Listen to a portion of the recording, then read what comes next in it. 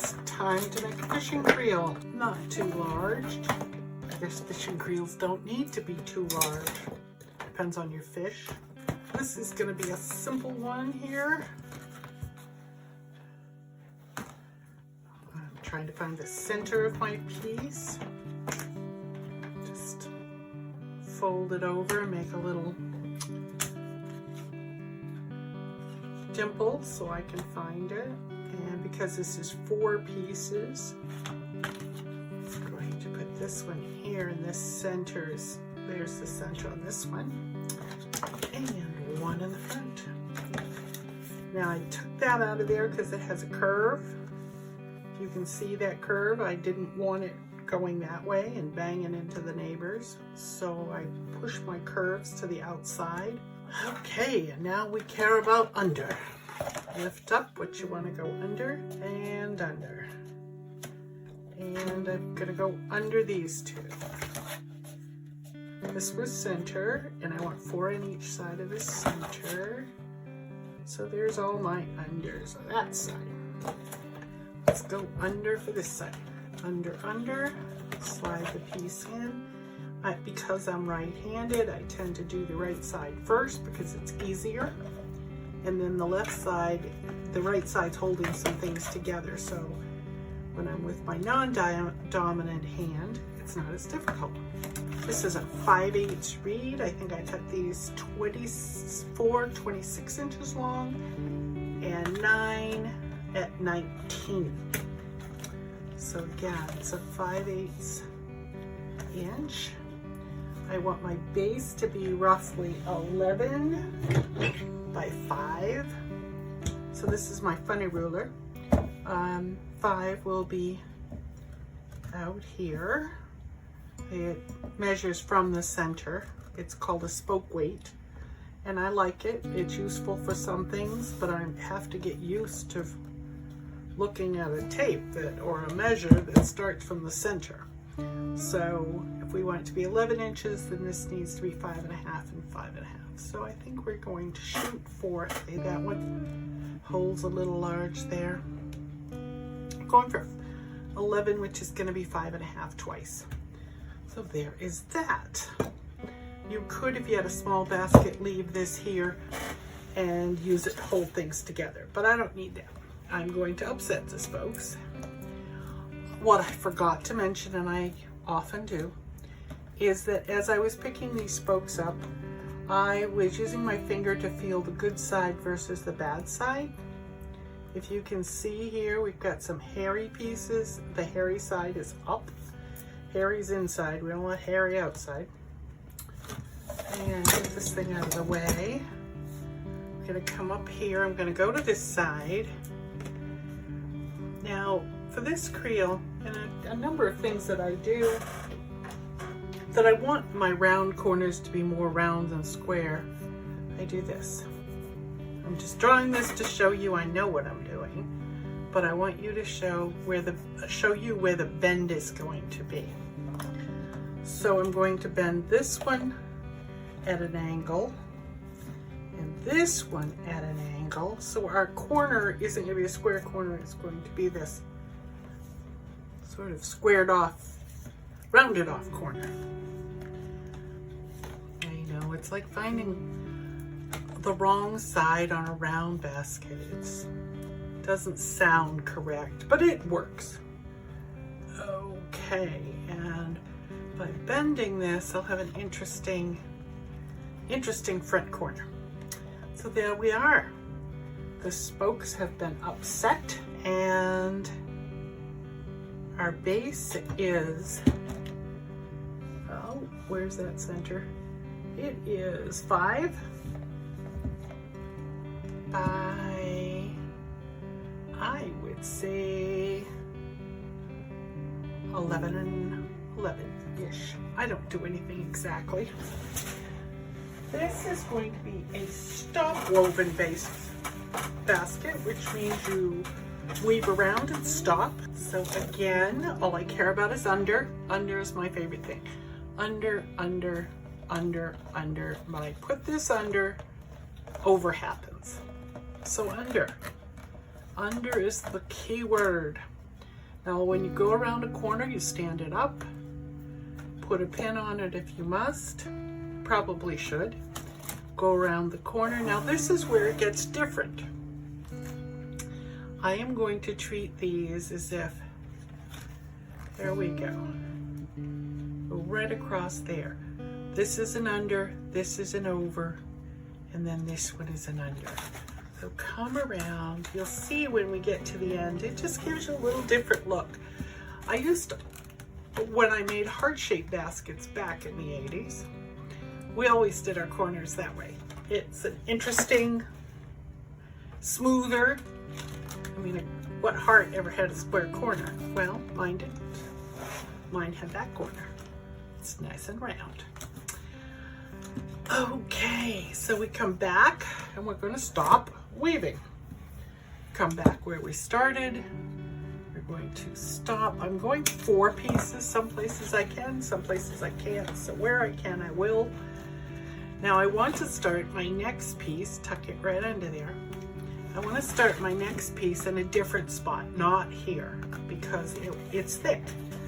By the time you get 2 rows on this, it's pretty thick. And that'll push your rows up. So again, let's do an under, and we don't want to get into that. So stop here. And around we go. And this is, again, we're going to do this one now. And I hear my grandson out there laughing. I don't know if you can hear it. Something's terribly funny. Of course, to 6-year-old boys, everything's terribly funny. Okay. So there we have it. And around and around we go. Come to this one, stand it up. This one, stand it up. Around again. I know this is going to look a little odd at first, but they'll perk right up and be part of the program pretty soon. Now we're going to make sure we keep the first overlap pushed right down. The goal is to keep your rows pushed towards the base. And the reason we bent them to start with was to give us a nice crisp edge to follow. Okay, we're coming back to where we started, go behind it. We only have room to go behind it 2 spaces. We started here, I'm going to cut over here. I think I'm going to flip all the way to the other side for this one. Okay. So I like to leave my basket either up here in front of me. Again, I'm going under everybody. Under. When it's on the table, I weave it up here or over here because I'm right-handed. If you're left-handed, I suggest you do the opposite. And instead of trying to weave this way, which would be very difficult, I simply turn my basket. So my basket is always turning counterclockwise so that my body is not. I know a few of you have heard me say, this is basket weaving, not exercise. So turn the basket, not your body. It's just a way I use to help people remember to turn that basket. So I want this to be a nice square back, so I want these straight up. And these are now going to be straight up. And as soon as I get to this point, I like to weave in my lap. I'm going to weave this on the table so you can see it. But pretty much I use my lap to do the same thing. On the table it sometimes will slide a little bit. Or my arms get tired reaching. But for you, I'm gonna do the reaching. Here we go. Let's start a new one. And under. And I start as far to the side as I can go to get a stretch before I have to turn. If I started here, this end's apt to pop out because I'm going around a corner in a minute. Now I don't love to use clothespins. I only use them if I have to. So as soon as I can get everything to start staying in its place, and usually after the 3rd row, that's it, then I don't use pins anymore. It's a good thing to keep these pulled up. If I put my thumb here and pull up, it'll push these rows down. So it's called packing. And I like to work each side as I go. This looks pretty good here. If your sides look good, then the overall basket will look good. And back over, straighten that corner out. Let's go 4. Give it a good bit of an overlap. And I think I'm gonna do one more row and then put some color in this. Color's fun. It's not necessary. It's fun. Doesn't hurt anything. Makes it look distinctive. You can tell your basket from a mile off because it doesn't look like anybody else's. So that makes it fun. Now, because I bent these at an angle, they're longer than everybody else, and I don't want to weave all the way out there, so I'm going to take them down. This corner as well. Let's get that out of there. There we go. Keep your pieces straight. If you can't see what your basket looks like if everything goes like this, so keep these things nice and straight. Go around that thing in no time flat. It's only 1/4 inch wide, so, and it is flat oval. Flat oval is a sturdier material. This will make a nice stiff basket. So you see with the corners, by doing those corners, it's still a little different than these corners. And if you want to move things around, if you can, sometimes you can, sometimes you can't. There, I just wanted to tuck this over a bit here and here. Let's find some blue.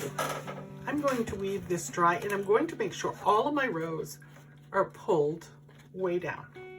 So if when I put the blue in, it runs, I won't be moving those spokes again. So I don't want runny runs on my basket. If I do, I use a Q-tip and a bit of bleach and take care of that. I'm used to weaving rather large baskets. And by the time I was done weaving my large baskets with 5/8 or 7/8, I would be several inches up. And with this one, I'm barely 1.5 inches. It's a little different for me. Don't know if I like it, but it makes a pretty rugged basket. Again, not starting in the same place, but because these short ends, these ends are so small, I can do 2 starts on the back or the front.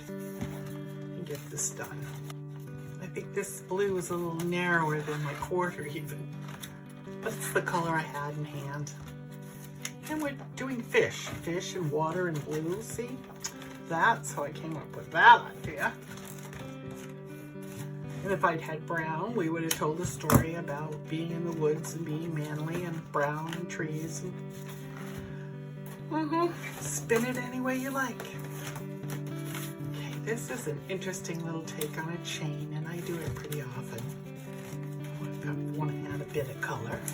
And what makes your color stand out is the natural on either side, and that one little bit of natural in the middle. It just makes the color pop. I like to reverse what I do. I have the natural, and I'll reverse so that the row above will be a reverse mirror image of the row below. One more piece of blue, I think should do it. And you can see the pattern I've worked. Well, you see the pattern much easier once I've got the second row on. So what I'm going to do is move right along and weave this, get it done, and bring you back when I'm doing something different or exciting. Okay, here we are, back around. I'll see you in a minute. Okay, it's time to put a rim on this basket. I'm using a 3/4 flat oval. I'm going to take down the top of this with a knife so that when I overlap my 2 ends, it makes a nice transition. I start in the front of the basket so that the overlap, this overlap will be inside. You won't see it from the front. I like that look. Pin closely all the way around the basket. Now this is 3/4 and these are 1/4 each, so I'm hoping this is going to cover the top 2 rows. Usually I only have 1 row under my rim. This time we're going to have 2. Now pins are your friend. You want to lift it up and enough so that we can put the round piece on that's coming up. I'm going to trim this. Now I happen to know from years of weaving that if I'm looking at this upright and I cut my rim to end right this side of it, I won't have a lot inside floating around to catch on something. So now it's time to do the other half of our overlap. If you want a 2 or 3 inch overlap, something nice so it won't end up egg-shaped bulging out. And that's what my overlap looks like. Now to trim the top so that when I do the other side, when I do the back, I like my overlaps on the back, my outside rim on the back, round reed. This thing is monstrous. I think it might attack me. Let's start in the back in the center. I put my round reed right up here on top. There's my tapered edge right here. I'm gonna put this here, pin it down over, oh, maybe I'm only gonna pin it over one. That's what I prefer. So let's pin it over one. Another pin. Get your pins nice and tight and close so that these are close. There we go. Pin, pin, pin. Sometimes I come around this corner and I come up a little bit slack. I've tightened it a little more than I wanted, so I go back here and I just get some slack by pulling on it. Now my round reed is going to match up. It won't overlap. This is going to overlap. And again, this upright, I know if I bring my piece across here when I lace, I'll catch it and I won't have any extra. It took me years to figure that out, and I thought I'd share it with you. Also, a dull knife is not your friend. You put this here, inside, this here. I knew I went too far in my overlap. There we go. So let's say that most of the time, what works for me is if I have a basket. This one is sort of close, the spokes are close together. So I'm going to wrap this lacer, I'm going to park it in here, put my end in. And if I go once, twice, and maybe 25% more around the basket, that will be enough to lace the whole basket, and I won't be dragging what could be a 15-foot piece through. So I've gone inside here, just tucked it inside, it's not going anywhere. And now I'm gonna go between the top row and the second row and make an opening and pull as tight as you can pull. And I weave from left to right, like we read a book. If you're right-handed, then your arm is stronger pulling in this direction. Okay, well, I did that weaving in my lap because it's easier than reaching way out here to show you. But now that we've come to the end, I'm going to go through this opening and finish it off. Let's see. Ooh, I guess I didn't cut that close enough. I really like a nice close snip there so it doesn't catch on anything. I'm gonna make an opening here. Push this reed down. Make it go just about anywhere. Oh, and one of the things that I really wanted to show you, I completely forgot, is to make a keeper for your belt loop. So let me bend this into place, show you how I'm going to make a keeper. Let's try here, or you can do 2. Now I know that my belt is 1 inch wide. So the belt is 1 inch wide and these are 1/4 inch. Then I'm gonna go over 5. That will give me a little room, wiggle room. I'm gonna put this up in here, and I think I would imagine I'll be adding a little bit of glue to it. Glue never hurt anything. And I want to do 2, 4, 5 here. This is just gonna keep my belt from sliding around, I think. I use a good waterproof exterior interior glue because I paint most of my baskets. But you have to be careful if you're using something like this, that it will take a stain. If not, then just be really careful that where you get your glue, because there's nothing more annoying than going to stain a basket and finding that the glue is made a puddle. So there, let's put this here. Again, this is why there's no color up here. And how about my trusty tool? And while everything's flexible and wet, I can get away with this.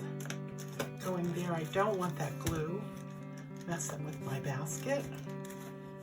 And I think this will make a nice belt keeper. It's going to stay right there. Push it into place. And I'm also thinking if I want a loop, if I decide later that I want a loop right here for a closure, then I have this little piece in the center. Otherwise, I could have put this piece over to the side. Let's put, see how sturdy that is? Let's put one more rim on. And we decided we didn't need to go 2.5 times around, that 2 times is going to be sufficient. I'm gonna start on the opposite side. I started over here, I'm gonna start here. And when I do the X and lace the opposite way, I tend to do it from the inside. Push this down in like I've done before. Just catch something, hide that end. Don't want my ends catching, they can break. So I've got that. Now let's go 2 times around. I know that's plenty. 2 is plenty. I'll cut it off. I always like a little extra in case it frays, and then I have a little wiggle room. I love my wiggle room. So I'm looking in the mouth of my basket and lacing right in the same holes I went in before. And again, pull right-handed, pull right-handed. And this is going to make an X all the way around the basket. Now, should this one break for whatever reason, the one underneath is going to keep your rim on and your fish inside.